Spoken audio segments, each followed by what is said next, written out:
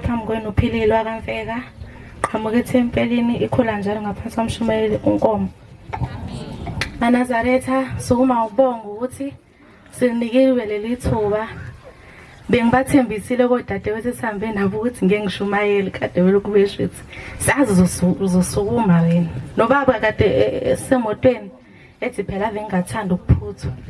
Kodwa ke Manazaretha uma unoshembe ekwenzela izinto ezinhle ekuthanda uNkulunkulu wakho ngeke ungafuni ukufakaza ngayo. Ngihlezi ke mina njalo uma ngihamba ama visit ngihlezi ngithi ngeke ngasukumi.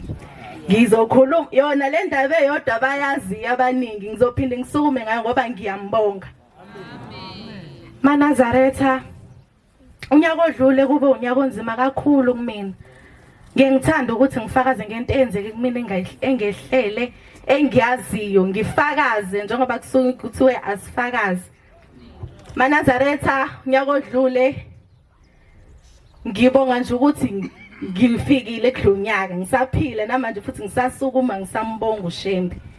Manazaretha ngonyaka odlule ngahlasela emoya eminingi kakhulu.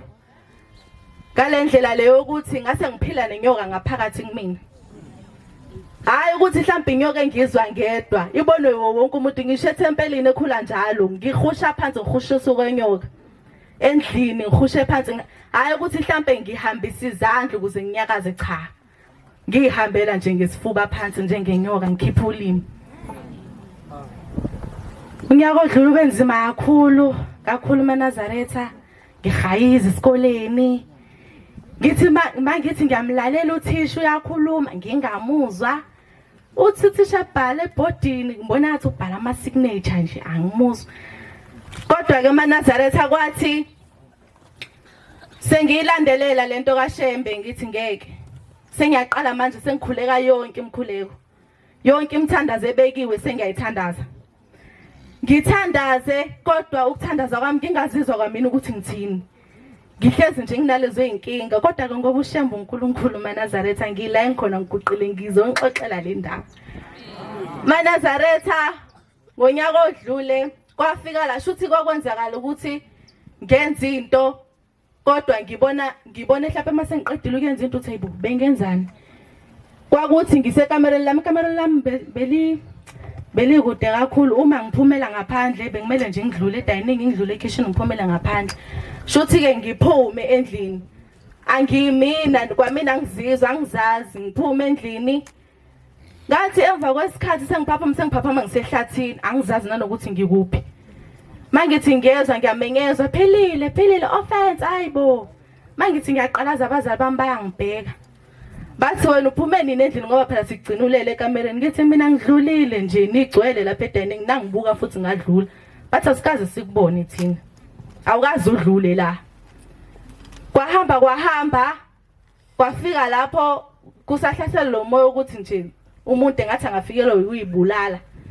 Engazi ukuthi ngobani. Ngaphuza lonke uhlobo lwechemical olukhona endlini lonke ayikho into engayiphuzanga wena sanitizer wena ngaphuza konke ngasha la esifubeni ngazizwa ukuthi ngiyasha. Ubaba wami ke wangifaka impama ezimbili ezintathu ethi ngizama ukwenzani kodwa ke ngoba siyasho nesihlabelo 17 ukuthi oshawa akalahlwa makangazideli. Siyakhuliswa umzali uma ekushaya uyakukhulisa ungamlalela uRamaphosa. Hayi ke Manazaretha sengileli phansi kanjalo bangiqubule uma bengimela ku14 sahamba sayesibhedlela ngafike nje ngalala impela ngalala. Nginenkinga yokuthi vele mangilela ngivuka amaphupho ngasawazi kodwa ke ngithe mangivuka ngiyabona ukuthi sengisesibhedlela ngifakwa ama drip lana into evele yavuselela umoya wami ngibone kuboshwe ifoto lababa la eduze kombhede wami. Ngibona ukuthi okay uShembe la eduze kwami ngizosinda mina. Ngilala kusho ukuthi ngoba nesikhathi angisiboni ngihlezi nje ngilokhane ngithandaza ngenhliziyo kwathi la ngilala khona ngavuka Manazaretha gqinqo engathi angazi ngibe nalutho angilalanga ngisho isikhathi eside mina esibhedlela kodwa nje kwathi ubabefike ezobuza ukuthi yini elimele njengoba ephuze zonke lezi zinto kwathiwa akanalutho. akanalutho akana ngisho nento encane uyaphila nje lo muntu ngalokho ngisambonga namhlanje uNkulunkulu esimkhonzayo ngoba ngisho nasesikoleni akekho mina umuntu obengangazi ukuthi we uzoqhamuka sezositshela ngoShembe nangoke kuthi noma sibhala ama-exam ngikhipha uVaseline ngithi wozani sokhotha la wozani mithi ayibo sikhotha uVaseline siyagula yini kodwa bonke sakhotha nabo saphasa sonke bangibonga futhi sebehlezi nje befuna ukwazi ngoShembe ukuthi kahle kahle ubalo Shembe sithi masikhotha uVaseline mangukhotha ekhaya kwenzeki lutho kodwa lo wakho mangukhotha ngiyabona ukuthi khona umehluko okwenzakalayo ngalokho maNazaretha ngisuka ngombonga kakhulu uShembe ngathi uNkulunkulu ngasikhumbula simthande ngalendlela sithanda ngayo ngokweqiniso nezinhliziyo ezimhlophe inkosi ibusise ningizwile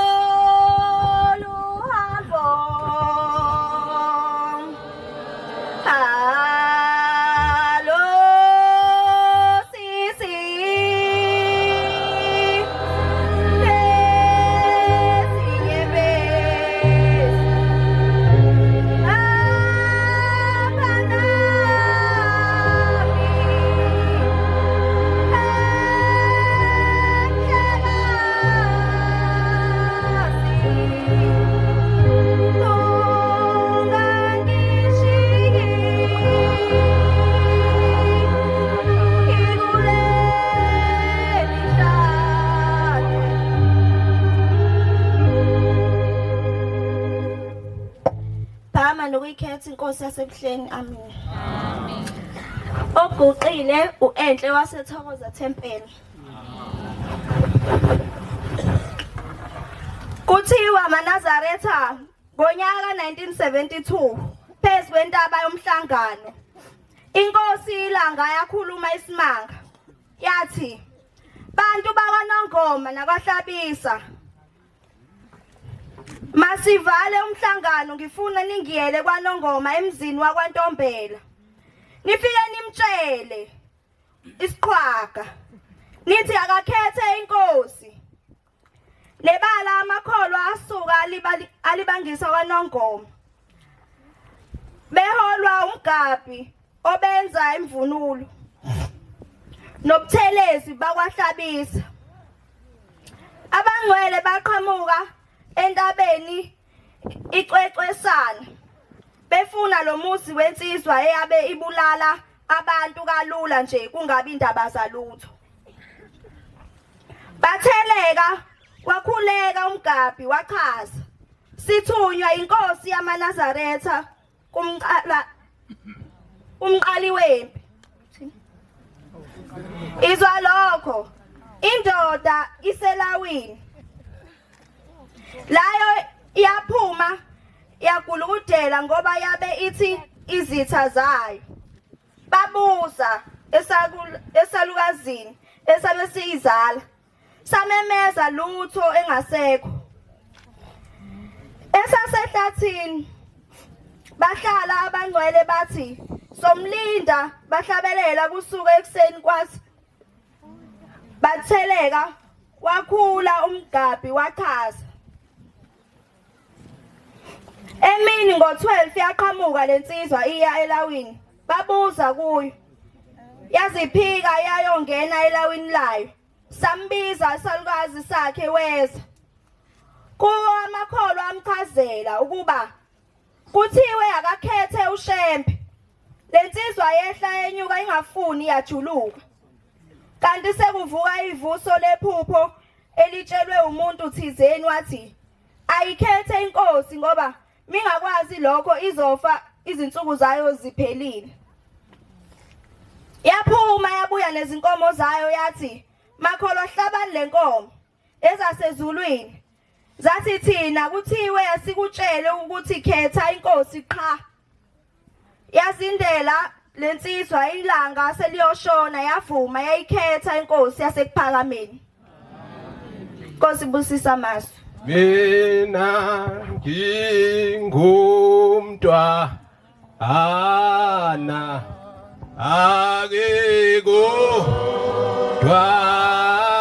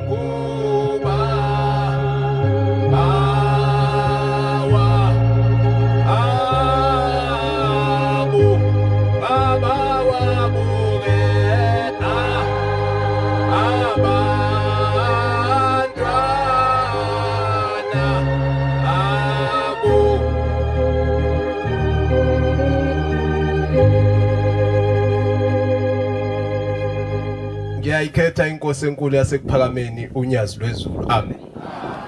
Cha zikhonze izinhle zenkosi siyalibonga ithuba elihle kangaka nelikhulu esiliphiwayo obaba bethu abaphathiswa bomsebenzi kaNkuluNkulu kulenkonzo ukuthi nathi siyintsha yebandla lamaNazaretha ke sifakaze ngenkosi enkulu yasekuphakameni unyazi lwezulu. Amen. Cha akukuningi bafowethu njengamanje besicelela ukuthi kuzoba amakhosazana bese kuza ngasenhlanhluthini ithuba selizoza ngakunina abafowethu mhlasimbo okwami nje ukusho ukuthi sikakhulukazi sisondele kakhulu einsukwini nezesikhumbuzo senkosi enkulu inyanga yezulu. Amen. Ukuze ke obaba babone ukuthi singabantwana abayifundayo izinto nabalandelayo ekhalendeni laleli bandla ngokwezinto ezenzekayo kungakuhle ukuthi ukufakaza kwethu kusondele kakhulu nangasenkosini enkulu inyanga yezulu esiseyinsukwini zesikhumbuzo sayo. Amen.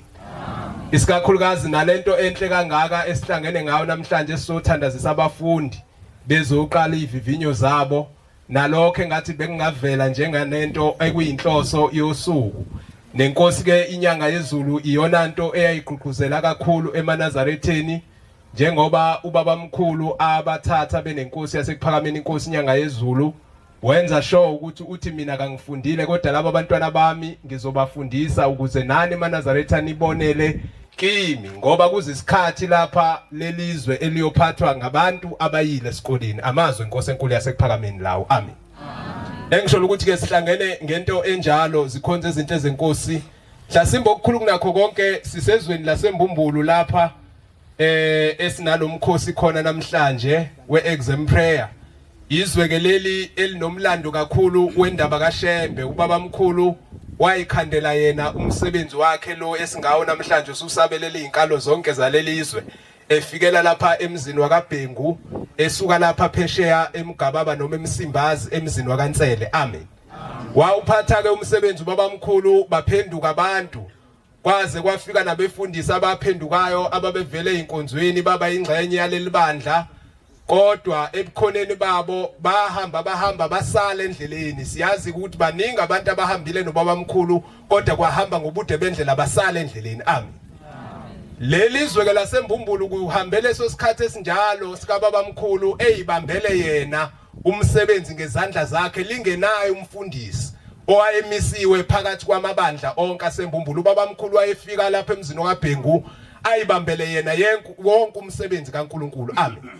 Kwadlula lapho kwangena isikhathi senkosi yesibili inkosi ingungumahlombe nayo futhi ngesikhathi sayo akazange abe khona umfundisi owabakhona kulelizwe mabe sixoxela obaba yayibambela yona inkosi ngezandla zayo noma ilapha kwaNtsele noma ikwaBhengu noma ikuphi lapha ekhona phakathi kwalelizwe ibambela yona umsebenzi okuthenga isikhathi senkosi yesithathu inkosi inyanga yezulu eyathi mayisifika nayo izothatha umsebenzi kaNkuluNkulu iqhubeka lapha lezi ziqu zayigcine khona kuthiwa ke kwaba yilapha khona ekwathi uma kuphakanyiswa ngiyathokoza kakhulu mangibona ubaba umfundisi uNgidi ephakathi kwethu alibonga igama lenkosi useke washo ke kafushane ubaba umfundisi uMbonambi ukuthi umfundisi osekuyena omdala kubafundisi benkosi inyanga yezulu. Amen. Obaba ke basitshela ukuthi kwathi ngesikhathi ephakanyiswa ubaba umfundisi uNgidi okhona phakathi kwethu kwaba uyena oqala inkosi inyanga yezulu eyamthuma ukuthi akazobheka lamabandla alapha embumbulu okwaba uyena umfundisi esingathi waba ngokuqala ngokuthunywa inkosi inyanga yezulu owafika wawubheka umsebenzi walapha embumbulu apha until kwazeke ke kwabekwa abafundisi bamabandla alapha ekhaya. Amen. Yilowo msebenzi onjalo sithi hayi siyathokoza kakhulu ukuthi ngalesi sikhathi sethu sikwi leadership kulo msebenzi wabantwana abe khona phakathi kwethu siyarecognize kakhulu ubukhona bakhe kulelo zinga elinjalo lomsebenzi omkhulu awuthunywa inkosi phakathi kwamabandla alapha embumbulu kusho lukhulu kuyithi ukuthi sithi masikhonza sicela ukuthi ngalolu suku namhlanje abephakathi kwethu asamukele isicelo sethu ngoba uze emsebenzini vele ake athunywa kuwo wawugada egameni lenkosi. Amen.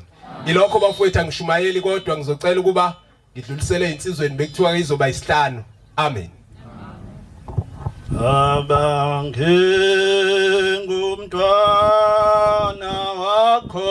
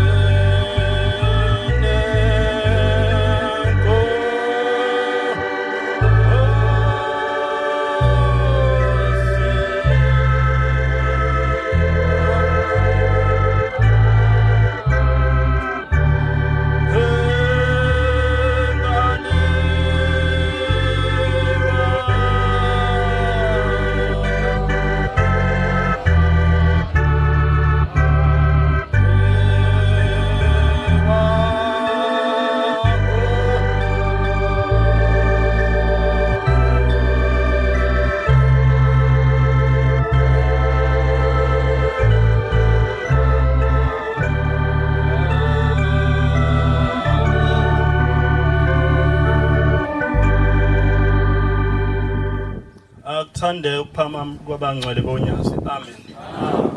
Oguqile phakathi kwenu umntwana wakwaMbhele igama uAnele uSabathe Thokoza Thempeli kumshumela oncanana. Amen. Manazaretha amahle enkosini. Uma silapha sofuna uthando lomntwana. Singabantwana benabatshu. Useshilo uhlala ukuthi asigxile etimeni yosuku.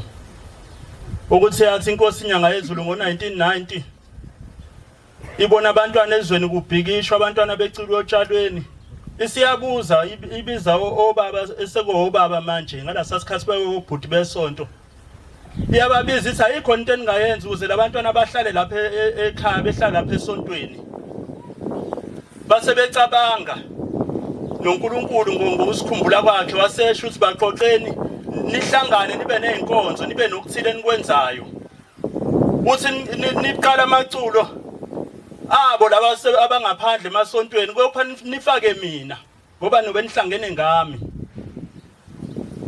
nangempela babuyisana owesedukile wabuyiswa nawe mzali sifisa ukutshela ukuthi namhlanje ingane yakho lengekho lapha ekhaya ushembe uzoyikhumbula ngoba bakhona abazali bethu lapha kodwa udadewethu nabafowethu abekho lapha abanye bagcina ngalizo lemina abanye bagcina ngalizo lebusuka baziwa bakamathanda inhliziyo kodwa sobuyisa ithembe njalo sithi ngoNkulunkulu onyazi lezulu bazobuya nibatshela ukuthi sikhona esontweni khona inabatsho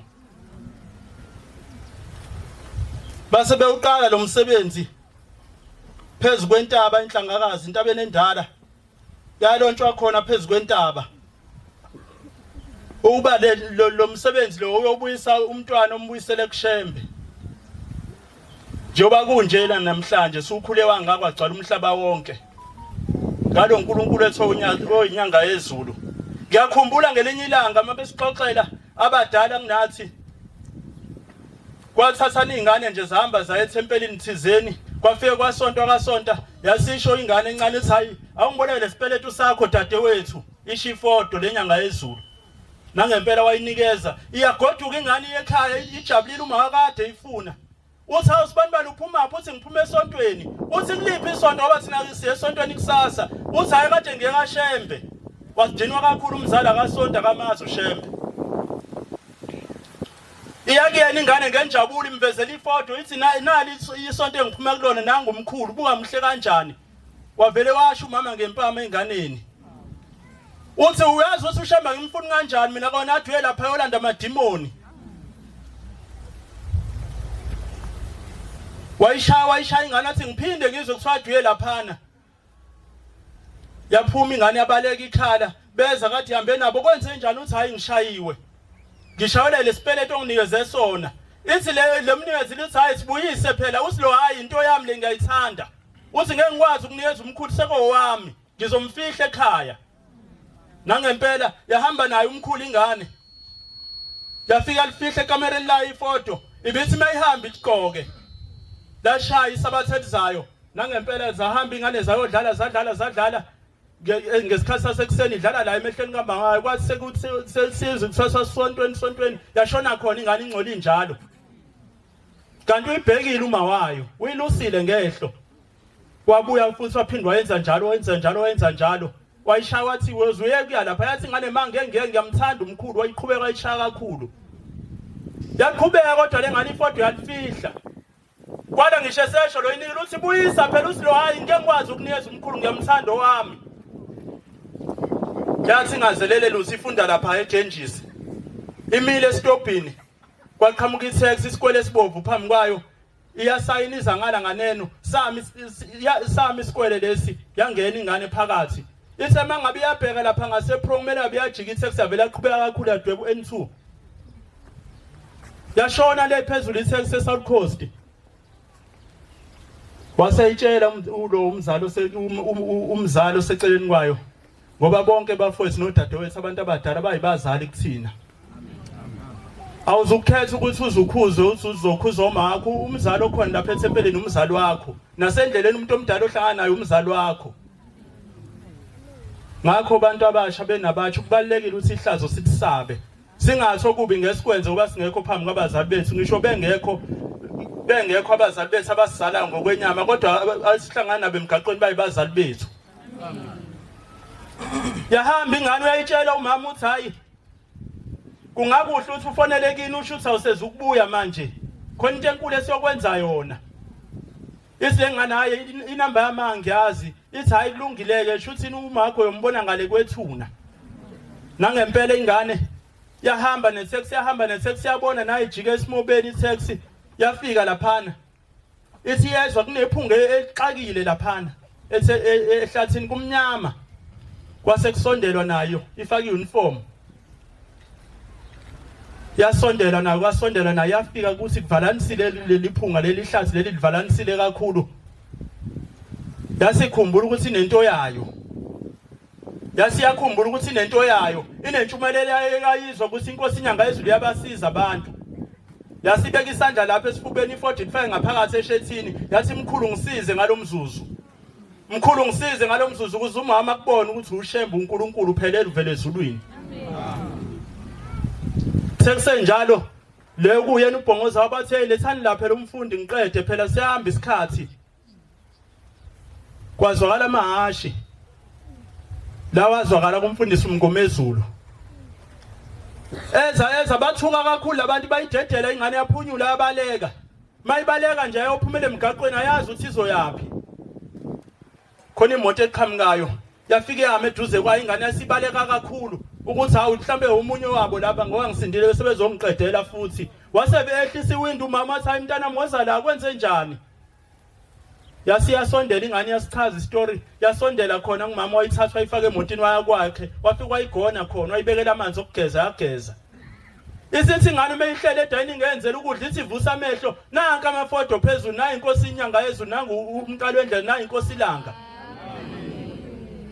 Isiyasho ingane uthi hayi wema nangu umuntu ongisindisile. Ithi umkhulu longala wesithathu ongisindisile. Nawe sifuna ukusho namhlanje ukuthi ngoba ulapha ushembe unyazi yezulu uzothula lolu sizi lakho. Uzothula lo mthwalo othweleyo. Wasebuza umama lo ukuthi uyakwazi ekhaya kungapi ayisho address yasho nenamba yocingo. Wafona umama. Efonela kuboka lengane umzali uphitheni ikhanda ingane yakhe ayilalanga kwakhe. Akazi nokuthi iphi. Base benza indlela yokuhlangana. Weza wa driver lo suka ngale eShepstone weza ngala. Mefika khona umzali into ayisho wathi hawu Lord is good Lord is great wayithatha ingane wayihaga. Yathi ingane hayi mayithi ushembe uNkulunkulu. Wadinwa futhi khona kunjalo. Uthi ushembe wani lo ngitshela ngaye. Ngathi ngalo shembe lo. Ingane yavele yakhala. Umama lo ithathi lwayigona wathi mntanami ungakhali mchazele ukuthi kwenzakaleni. Yasiyalikhipha ifoto la lishaya khona. Wathi wemana hayi into yami ngiyayithanda iyona engivikelile. Bantu abasha ushemba simenzeni abo uThixo wethu simthande ngekhathi zonke inkosi usenikuzwile. Amen.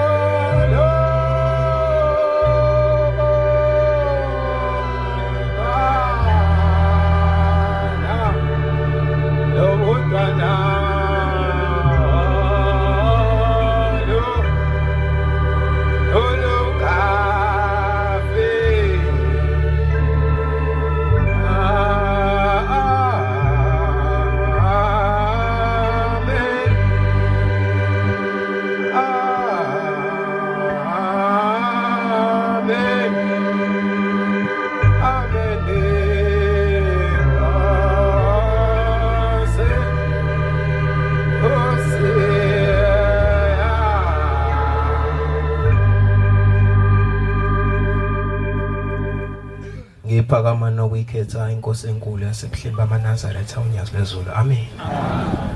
Lo guqile umntwana wakwaMthembu ogama lakhe uWanda. Ngiphuma lapha emzini wasekhula kahle phansi kwamshumayeli uMakhanya. Igama lenkosi ayibonga. Ngiyaxolisa baba. Usuke waseduzana uBob. Ngizocela ukukhuluma indaba ibe yinye bese ngihlala phansi. Ngikhumbula ngenye imini ngilele lapha phansi kwedokodo lakithi. Ngangisanda ukuyikhetha inkosi yasebuhleni bamaNazaretha. Kwenzeka inqaba ngilele. Ngathi ngiyabona ngaba nokuthuka kokuqala ngibona umjivo omhlophe nesigqoko esasinophaphu olubovu ngala.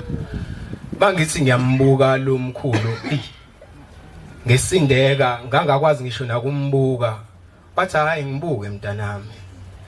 Ngangakwazi ukuthi mangithi ngiyambuka ngizothi ngibheka ngake kepha kwathe angibheke phansi. Manje mangibheke phansi ngibona angiboni ukuthi unyathele kuphi la inyathele khona kodwa uhamba emoyeni. Bese ngicake ukuthi uhlobo ndini lo muntu lolu olithi malimile. Yabonga baba. Olithi malimile kungabonakala inyawo kodwa abonakala ubuso kodwa ukukhanya ayekona bantwana basezulwini uShembe muhle. uShembe uNkulunkulu emhlabeni nasezulwini. Ngiyamdabukela ungakaliboni unyazi ungaliboni ukuthi luhlobo luni lo muntu esathatha inyama ayifanise neyakhe akusiyi umuntu lesihamba naye abangcwele kepha uNkulunkulu. Kima ngithi ngiyabona asethi kimi mntanami isikhathi anginaso. Isikhathi esikhona sokuthi ngizokutshela lento engize ngayo kuphela. Usethi vuka mntanami ngifuna ukufundisa namhlanje ukuhlabelela. Wathi kimi le ngabona khona ukuthi cha lokhulumayo inkosi inyanga yasezulwini. Uthi mntanami mawuhlabelela ungabe usuka namahasha amaningi. Kathi baba ngizokwenza kanjani ngoba ngikwazi wathi ngilandele. Ngifuna usho lento engiyishayo. Wase esho lesihlabelela. Wathi ngisize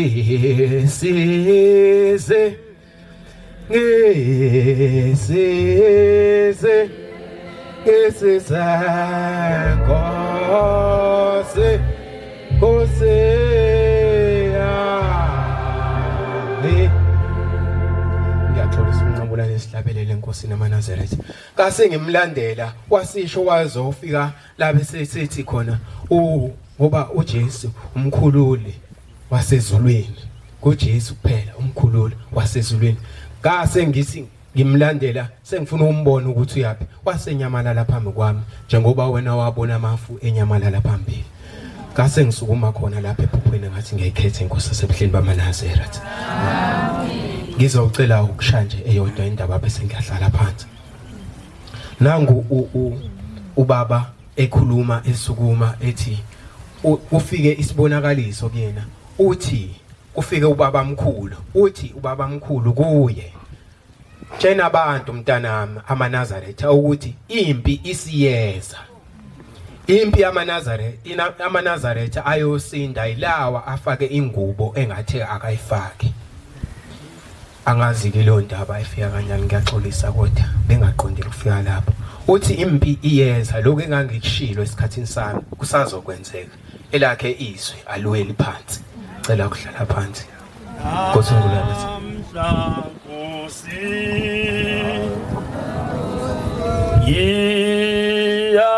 Ngiyabonga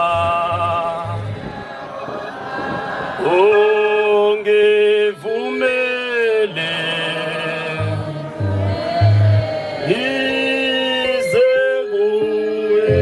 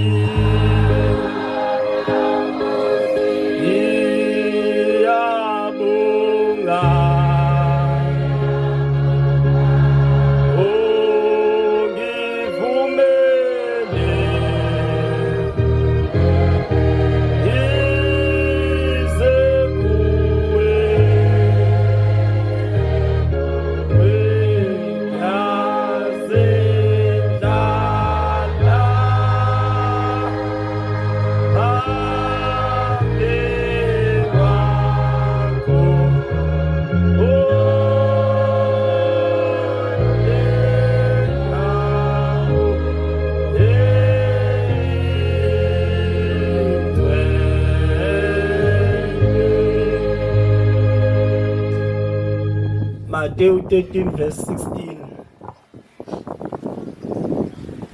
13:16 Matthew. Bengifisa nje leyo khomana azathi ukudlulisa. Usimelane lo wala ekhaya ibonkosi. Uthe kuleli thempela abantu bebancane kakhulu. Inhlalisuthi ingekho phakathi kweli thempela. Babe sebeyeza umama. Uma beza babe sebezoklina kuleli thempela. Uma beklina baklina lenkanyezi yayisephansi ingakakhiwa kanje. Babe sebewagudluza amatshe. Beklina bebona ukungcola bethanda indawo yabo ukuthi ingelosi ayihlale endaweni engcolile ayibonkosi. Babe sebeklina sebeyicelela isibusiso kuJehova. Babe sebegoduka sebeye emakhaya. Sebefikile emakhaya uthi lo mama wentethelelo kwabe sekufika inkosi inyanga ezulu kuye yathi mntanami ngikubonile incwadi yezethempelini ithi lawa amatshe ade wagudluza le yankanyezi kade uyithinta ayikufanele nithithinte. Ithi kodwa wocela ingane esencane uyithatha uyibeke kulawo matshe mase uyayikhombisa uthatha lo dodo mase uyayikhipha. Ithi ungaphinde mntanami uma uklina ethempelini uthinta inkanyezi. Bangaka bayithinta inkanyezi. Zoshaya sibothuma nazo ngeke sidle isikhathi uba vele ungala ekhaya ibonkosi. Sike sahamba kulwesithathu.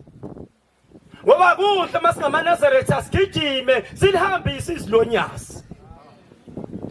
Ithi le ncwadi yaMateyu beyadinga ithi abusisiwe amehlenu ngoba ebona lobu buhle esihlangene ngabo namhlanje. Abaningi nabaprofeti bebefisa ukubona kodwa bakubonanga. Fanele mawulapha uzibongela uthi Shembe nyazi lwezulu ngiyabonga ukuthi inhliziyo yami uyivumelile ukuthi izethembekani. Uma uza lapha ungabheki umuntu kodwa bheka ukuthi uShembe usethembekani. Onyazi kade lula lashanelela saya ukogqophoza intambo zethu ngiyacabanga ukuthi neziphefo zethu zigwele manje na uparafini wonyazi ngoba kade sikulona ibonkosi.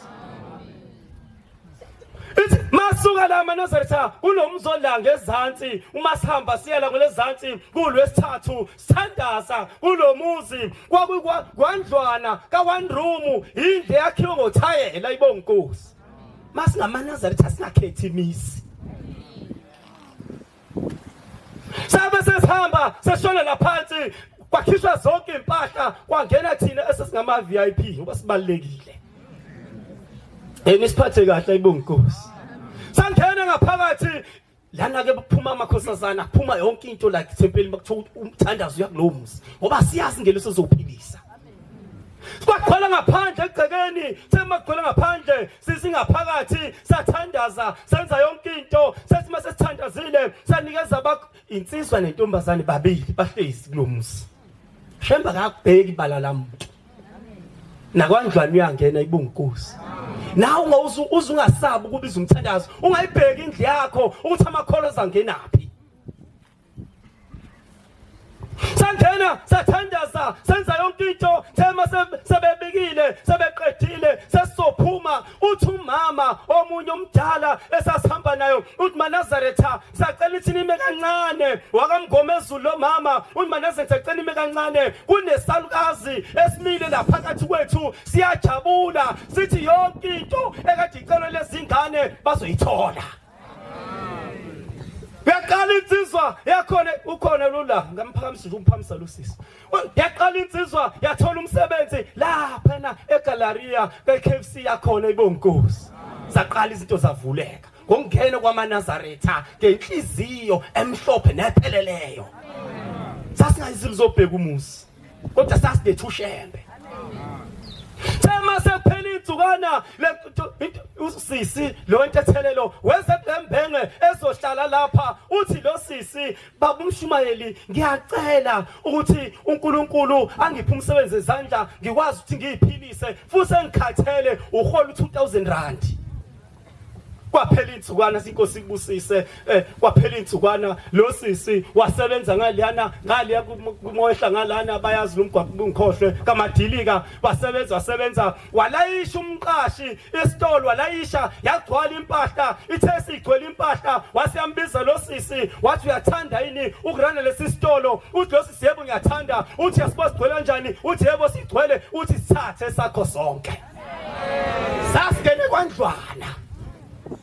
Waqala umqashi angikhuluma Nazaretha ngespaza ngikhuluma ngesupermarket downtown mowehlala uzofika usithola Nkosi buseni kuzwile.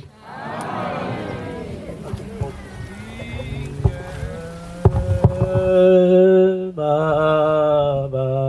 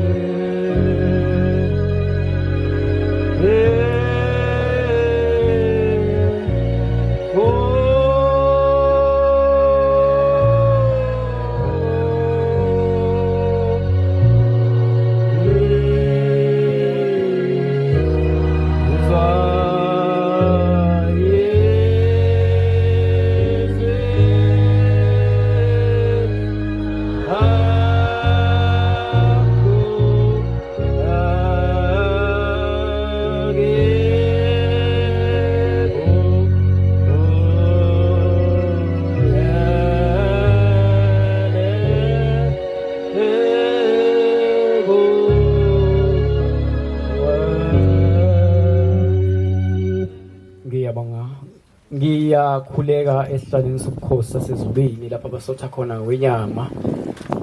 Ngiyabingelela kubafundisi, ngibingelele kwaShumayeli, bakhokheli, bahlambulula, bavangeli na yonke ihamete engcwele ngegama loNyazi. Amen. Ngenxa yesikhathi bangcwele lensizwa iguqelana ke insizwa ke yakamthembu lapha eshe tempelini ephilane. Amen. Ngaphansi kwaMshumayeli uCwenza. Amen. Ngenxa yesikhathi siyabonga bangcwele ke. Cha ke bangcwele boNyazi kukhona into eke ihlahlale ingihluphe ngaso sonke isikhathi. Akekho umuntu ogeza njenge Nazaretha. Liyageza iNazaretha. Maklina amaNazaretha sibaklini. Sibahle. Kodwa yodwa into engihluphayo ngabe nenhliziyo zimhlophe yina. Ilento engihluphayo sihamba ngemoto ezinhle sihlale endlini ezinhle ngabe inhliziyo imhlophe yina. uthi ubaba evala inkonzo intabazwe uthi sengikhathele kade nginitshela ngithi angizonitshela la kwaqala khona uMnazaretha ubaba omkhulu mhlambe nizomuzwa yena manginitshela lana ngoba siyenza into efuna unyazi ushembe uNkulunkulu yebo uNkulunkulu shembe uyohlala eNkulunkulu kodwa ngabe thina senzani efuna unyazi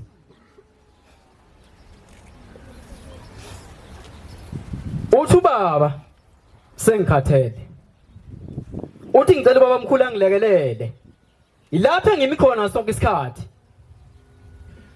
noma wabe uhamba ngemoto ebizayo noma uhamba ngebhanoyi ushemba kanendaba lokho ufuna inhliziyo akanendaba ukuthi uyimillionaire ubillionaire ufuna inhliziyo siyakwenza ufuna ukushembe kade ngivala nje inkonzo nje intabazwe uke wayisho lonto lekhala ngathi uthi asizwa maNazaretha akasazi uthini uthi ke ubaba omkhulu inyanga yezulu utheni kwenza ukwenziseni ngoba wathani kwenziseni kakhulu kodwa ke uyeza umhla kuphela besho kumina nawe uyabona nje makuumhlangano sengiphetha ubaba ukhuza khuzile ngiyakhumbula nje sisekhenani ubaba wazi wakhuza enye inkosazana kusho uNkulunkulu wathi bebengayingani nayo inkosazana leyo nenhlasuthi beyobhuka kusho uNkulunkulu abanye bethu makuumhlangano ngaso sonke isikhathi ebuhleni senza imoli asiyi ngoba siyakushembe senza imoli sohlangana ebuhleni nathi inhlisuthi asiyeke lento yethu asiyayi ushama lapha emhlanganweni asenze into efuna ukushembe ngoba uthe unyazi namanje usamile kula magama la ukuthi uMnazaretha bakuchitha ngiyobuza nanhlisuthi usamile nalapha ngoba amakhuzana wasuke awezi thina thina sosukelayo ngiyacela uMnazaretha siphathe kahle bangcwele lento engibuza kona siyababaza ushembe usogoqile umhlaba ngabe nenhliziyo zigoqile yini umhlaba zimhlophe yini na kukhona into engifuna ukuyichaza sengiphethe ukukholwa kuqala ekhaya uma ngabe umakhelwane ubecela impuphu wamncisha wathi awunayo ungezi la ethempelini uma ngabe ecela usawophi ungezi la ethempelini nawe inkosazana nawe inhlisuthi uma ngabe usaphendula umzali wakho usamthuka usenza yonke into ungezi la ethempelini ngoba isibusi sokuqala uNkulunkulu wakho oqala emhlabeni umwakho nobaba wakho ingane zamanje seziyawuphendula abazali noma ngabe kanjani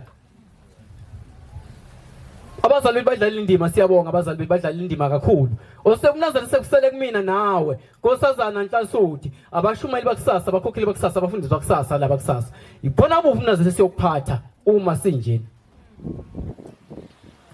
ngiyabonga abangcwele sengiphetha ngenxa isikhathi asisekho ngiyabonga nje kubaba usimelane lento ayenza inhle kakhulu mina ke angibukanga kabili ukuthi nje ngizalana ngoba mhlambe ngizobuka kanjani yonke lento lo njengoba ngiguqile nombhobho cha ngiyafunda ukuthi njengoba uMnazaretha kusele thina njengenhlisuthi njengoba esho unyazi lezulu ukuthi uMnazaretha kuyobuzwa kuthina ngiyafunda lokho akwenzela ukuthi kuhle kakhulu ngiyabonga kakhulu nabafundisi bethu abasinike ithuba ngiyethemba ukuthi konke lamagama lawa ashilo angangena ngapha aphume ngapha ke uyazi ke lawa nongenzi khona kahle ke ngicela sisilungise thina ke emakhosazana nanhlisuthi indaba esisele ngakuthina abazali bayidlala indima inkosi kusenekuzweni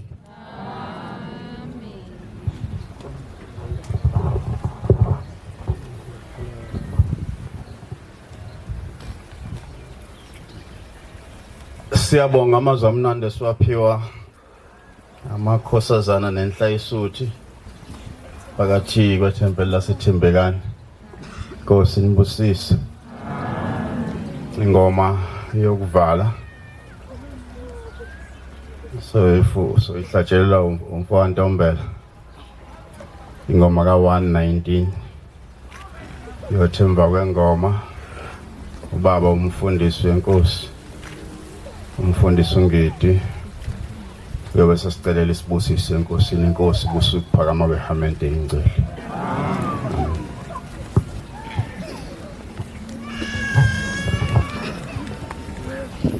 thina siyamthanda lona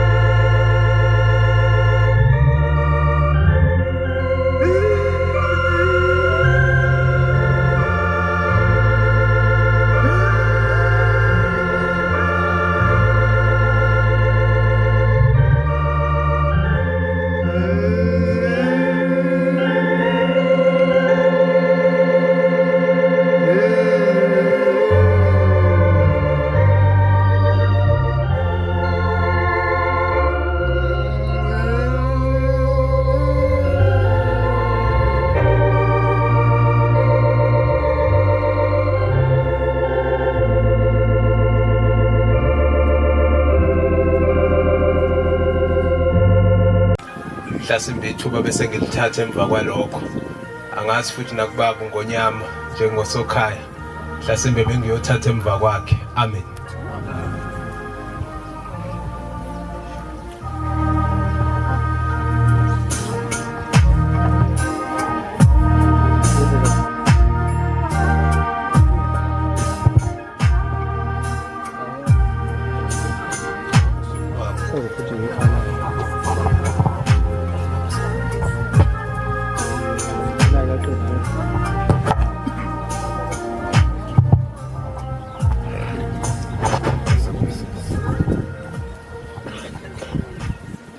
Ngiyaxolisa kakhulu ukuthi ngicela umbhobho, ngiyaxolisa uNkulunkulu angixolele ngixolele bese ngicela ukuyixolisela nje ngixolele noNkulunkulu angixolele ngengcwezi namakholeko kuwo. Ngicela ukuxolela ihlale sisodwa nami ngiyathanda ukukhuluma ngoShembe bese ngiyaxolisa futhi ukuthi ngifike late angiphilile ngiyagula kodwa kusho ukuthi ngoba uNkulunkulu uvumile namhlanje ngezi ngiyazongela ngiyaxolisa bobaba babingelele bonke abazalwane ngezihlalo zabo uNkulunkulu ababusisi. Injabulo enginayo enkulu kakhulu iyangikhalisa ngaphakathi kodwa ngicela inyembezi zingaphumi ngoba ngiyadedenga umthetho wami. Ngicela ukusho nje ivesi elilodwa Nkosi yami lasesibhedlela nami ngifuna ukuba ngoShembe ukuthi ungisize phi la engisize khona. Ngiyaxolisa kakhulu. Ngivuse Nkosi, ngivuse Nkosi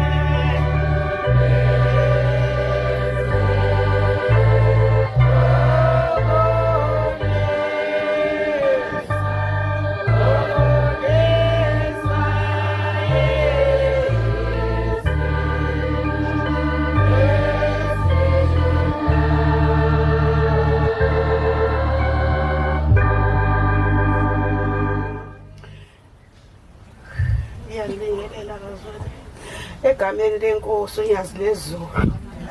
Bazalwane ngangifuni ngize ngihambe emhlabeni ngingazange ngize ngiyibonge imisebenzi yezulu yoNyazi lezulu esingenzele yona. Bazalwane ngizobonga uNyazi. Angizokhuluma lutho ngizokhuluma ekwenyazi bazalwane. Bazalwane ngigulile ngiyagula namanje. Kodwa ngithe ngingigula ngiyebhedlela ngiphethwe yona yonke into. Yonke sife ngenaso kodwa ngoNyazi ngiyaphila. Thathwa manje umama ojayele ukugula kodwa manje sengiyisiguli nje manje. ngihlalile kwami ngifuna ukubika indaba yami ngoba ngeke ngabonga unyazi into engenzele yona. Lungene kumina esibhedlela ngilele ngaphuma kwami ngathatha itende lami, thatha imnazaretha yami, ngahamba ngathi ngiyohlala olwandle. Ngifuna ukubeka umsebenzi kaShembe angenzele wona ngisaphila. Ngathatha itende lami ngahamba kwathiwa uyapi ngathi ngiyohlala olwandle ngoba sengikhathele ngiyagula ngisindi. Ngahamba angingaka mina ngikhulu kabi kodwa namhlanje sengizacile. Ngichaza ukuthi kwazalwane ngahamba noShembe ngizoyinqamula indaba. Ngiyeke kolwandle esibhedlela.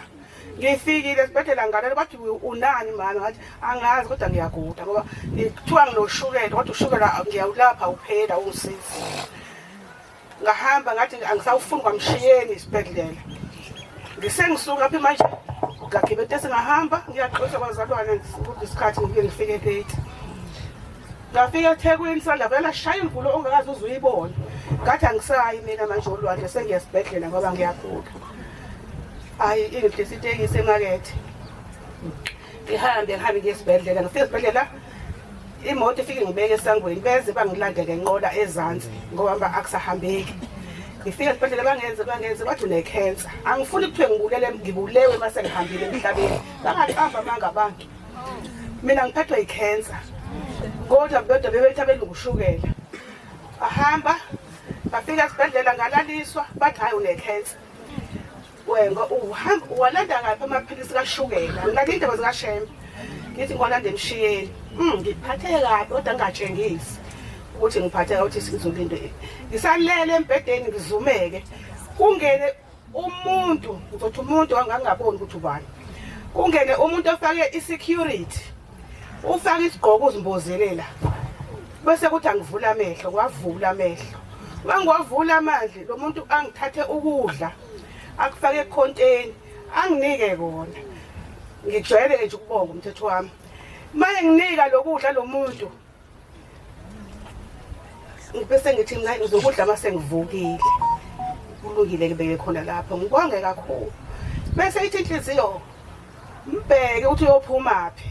Angizange ngimbone ephuma. Ngangigcine nginika ukudla, wathi naka ukudla kwakho.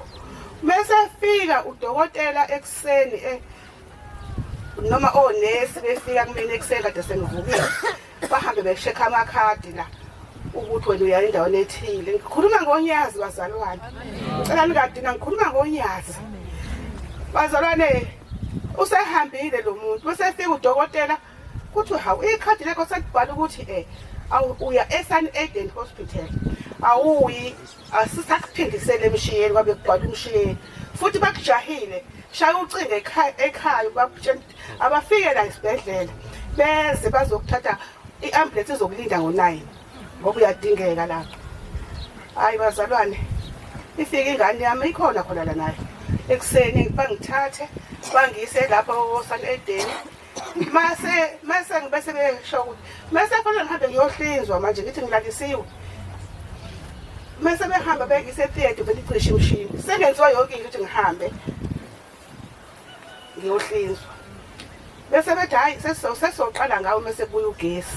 Ngibuye ngihlala. Ngihlinzwe badada mase sibuyile ugesi ngo2 o'clock wabuya ugesi.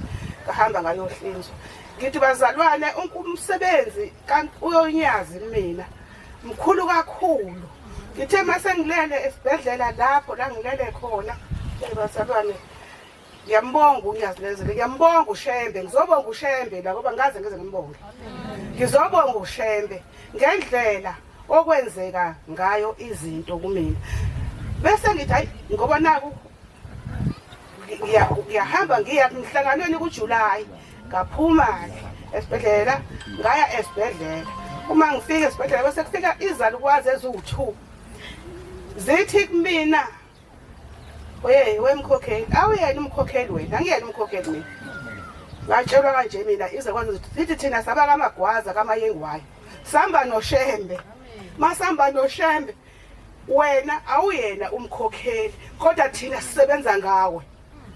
Bazalwane ngibhlungu kakhulu emoyeni ngoba angisakwazi ukuya esontweni. Ngiyeke batshena abathempeli bala ekhaya ukuthi ngicane ngangishiya manje emhlanganweni. noma banginamali ngohola impesheni ukukhokhele ngiyakucela lokho awukho umhlanga bengahambi mina nowodwa ayikho indawo la ngingazi khona ngoshembe ngihamba yonke umhlaba ishegoli ngiyakwazi mina yonke indawo akukho la ngisela khona mase bephume emhlabeni abantu ngiyakhala ngithi inkosi yami ungikhumbule ngelilanga ngiyathanda uhamba njengoba ngisho leli gama ushembe ungivusile angifuni uhamba nje ngingazange ngize ngiye komunye umhlangano mina ngizohamba ngogula ngigulele khona nakulokhu ngiyile emhlanganweni ngoJulayi kuJulayi ngalala usuku olulodwa ngagula ngoba yini angazi kodwa ngaphinda ngaya ebuhleni manje ebuhleni kuyaxolisa ngoba bane ngixolele ngilathi umlando kaShembe ngami nalezali kwaze ngakaze ngiyibonge ngoba kwamanje ngendlela nje mhlanje angigula ngingalutho manje ngilula ngendlela emangalisayo kodwa uNkulunkulu bandla ngithatha ukukhulisa sengiyanqamula inkosi Amen Mkhokheli besithi uzobingelela bese umemezela u14 ukuthi ungenaphi namhlanje njengoba kuthi mhla ka 13 nje ungena u14 bangcwele umvangeli uNdlovu lo ngizothula obaba abakhona ngibonge ukuthi bakhona lapha emzini wasethembekani usihlalo wenabasho ubese mthulile ubaba abafundisi bakithi ubaba Hlomo bamngithi ubaba uMbuyazi baba mfundisi uMbonambi sibe nezikhulu zakithi eNazaretha baba Mahayi Mntwana umfundisi walapha futhi ekhaya eMbumbulo ngoba uhlalile kakhulu la waze wazalwa waba umvangeli ehlezi khona la waze waba umfundisi usahleli khona la mfundisi Mahaye ngoba ingane zakhe zikhona la zakhile la eMbumbulo mayibonge inkosi siyamamukela ke naye sibeke nabaholi bonke abakhona benabasho ngithi ukhona umfokachile vele eMpumalanga Mkhambathini kanjalo baningi nje abakhona nosihlalo wethu khona babunyamboza engizwile njengandlebenye ukuthi uthe mayezwa wasethi hayi bantwana nakho enginibona ngakho njengosihlalo mayibonge inkosi sibe nobaba ke oMadlokovu abakhona la abamele usizo ke nabo abathe mabezwa ukuthi kunomkhosi basebeluleka isandla abantwana ke bamaNazaretha ke abathe ngokufunda kulezi indlela ezikhona zokutrader base bayayakha nabo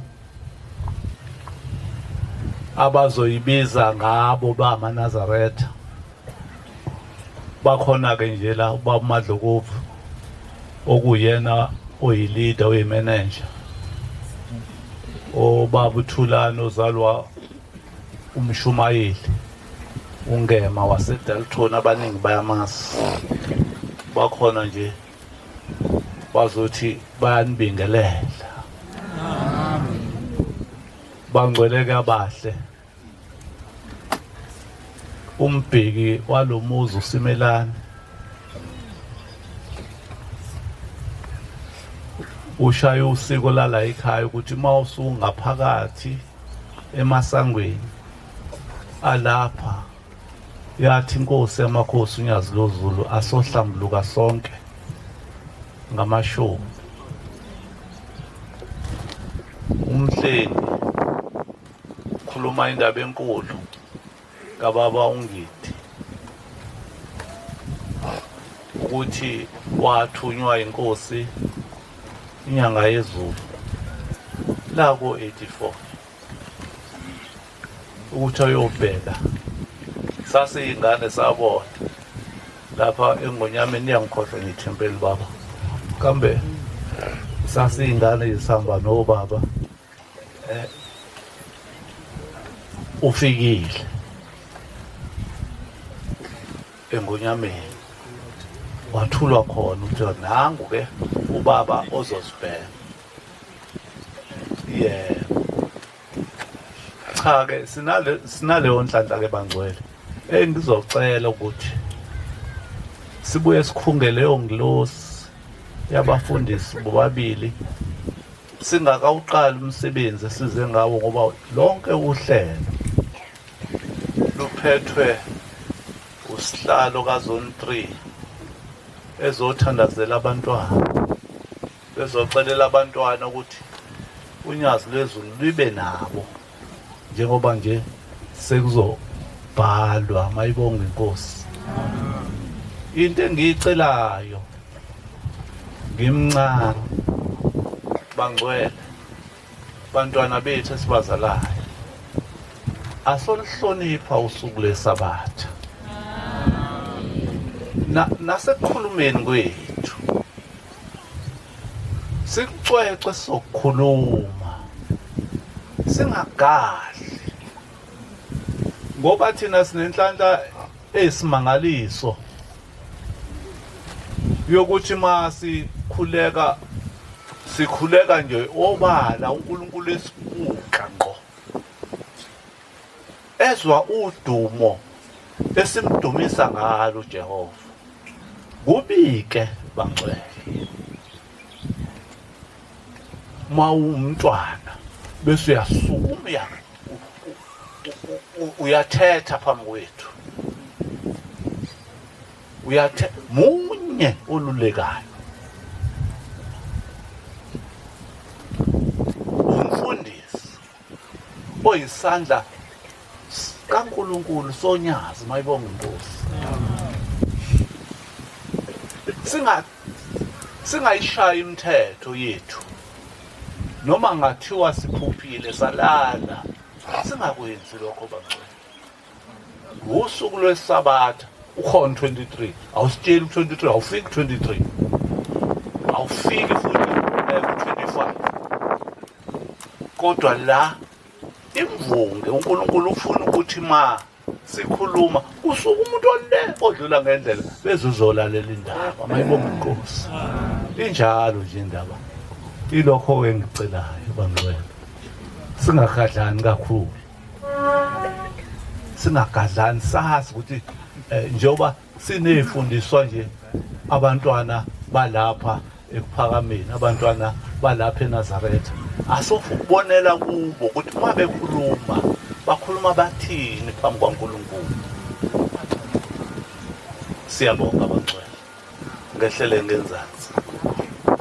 Socela ke izimbele zize la, bese ke angazi mhlengi ukuthi noma ngiyona yini, kodwa ingilosi siyayikhunga bangcwele, yabaxotsha.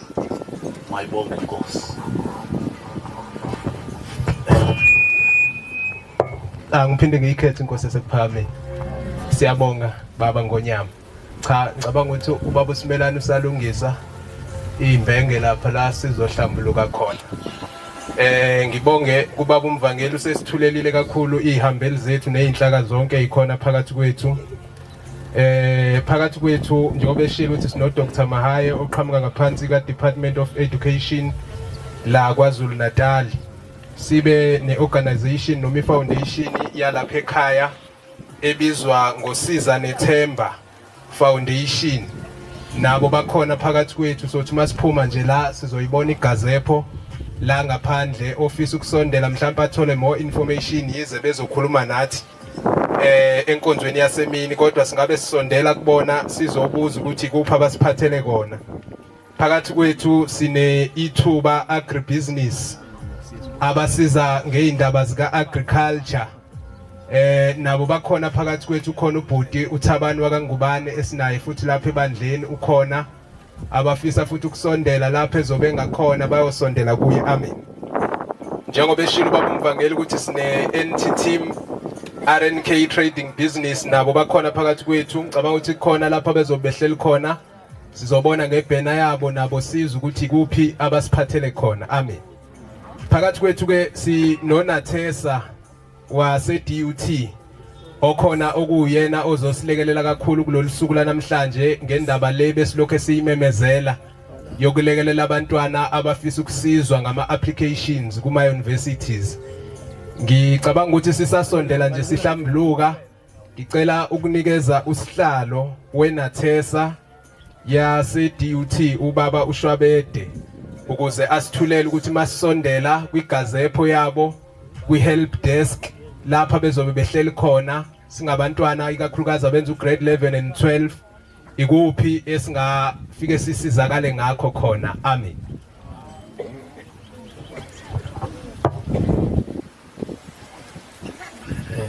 Mangiyayikhetha inkosi yasebuhleni moNazaretha uNyasa. Amen. Ngithathele lithuba ngibingelele abafundisi abaphakathi kwethu, abakhokheli, abashumayeli. Ngiyajabula kakhulu ukubona umfundisi uNgidi oba wethu osigadile kwaNathesa. Amen. Lo khulumayo njengoba uhlale beseshile umfana kaShwabede osuka eDUT kwaNathesa. INathesa ke inhlangano yabafundi egxile kakhulu ekhungweni. Yaqala ngo-1999 base inkosi ithi ngiyibusisa kodwa isibusisa ba necondition yokuthi uma nikwenzile konke lokhu enikubhale lapha inkosi yakunibusisa. Okunye kwakho ke okwakubhalwe iconstitution kwakukusiza abadinga usizo kakhulu njengokuyi-non-profit organization kanye nokudlulisela ulwazi ey'nganeni zamaNazaretha. Namhlanje ke size ngaleyo ndaba sizodlulisa ulwazi ey'nganeni zamaNazaretha ngokwemfundo. Imfundo ke inkinga ngokuthi le ndlela uyihamba wedwa. Kuke ukungcona uma sisondela kanje ngoba ngeke sikwazi ukuthula ukadressa imfundo holy. Kumele kube ukuthi umuntu ngayedwana uyasondela ngaphambili uzobuza ukuthi ngimi lapha ngingadlula kanjani. Sizele lokho bantwana benkosi nokuthando lashembe. Sibona kubazali ngibona ngathi ke kuba umzali into ekuyibe nzima kakhulu ngoba kufanele utshengise indlela enganeni. Ukutshengisa indlela akuyikho ukuthi ayifundi. Amen. Siyabonga kakhulu uthando lwabazali. Amen.